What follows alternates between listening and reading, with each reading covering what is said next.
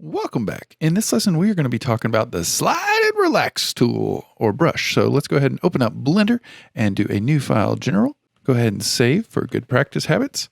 We'll just call this Slide Relax. So let's go ahead and set up Suzanne for sculpting. We're going to add the matte caps, any color you want, if you want to.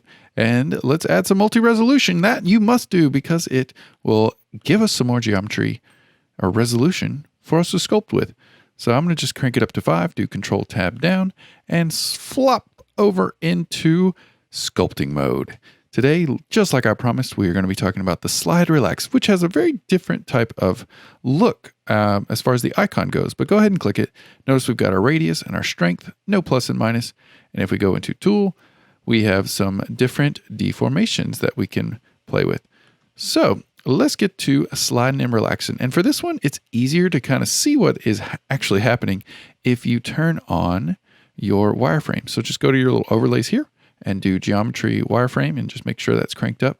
And so when you just normally click and drag, notice the wireframe is just sliding around. So it's almost like the volume of Suzanne's head is not really changing, if at all, but you're just moving around the wireframe. So this is not really as much as about sculpting. I mean, it is about sculpting, but it's if you just need to, have your lines that you are sculpting in a different pattern. So this will come into play when we get into more advanced sculpting, but maybe you have a lot of bunched up geometry or, polygons in one area. You can use this to kind of slide them around and slide them out.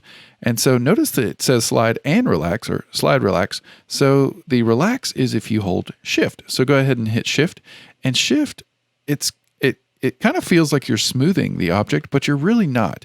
The geometry is not dropping or losing any shape. What's happening is that you're actually kind of evening out the geometry over the volume. So the volume is not really changing at all, but the wireframes or how they're laid out are getting changed, if that makes sense. So just go ahead and mess them up with just clicking and sliding your, kind of maybe just try and slide some of your geometry into itself to kind of make it look a little crunched and messed up. Then you can hold shift, and shift is kind of like smoothing for your wireframes.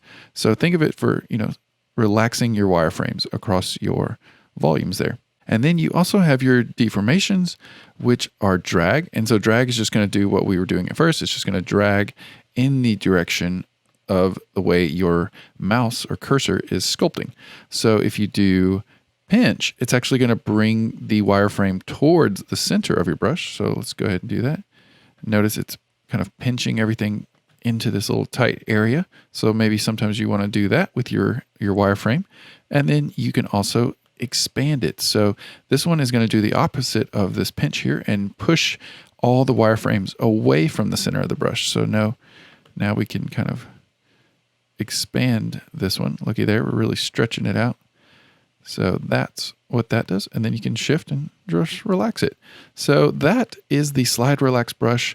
Again, not really for sculpting as far as like moving the geometry, but very much for sculpting as far as just making better or relaxing some of your topology or your wireframes here. And yeah, so go ahead and play around with the Slide Relax. Make sure that you have your wireframes on, otherwise it'll be kind of weird and seems like nothing is happening.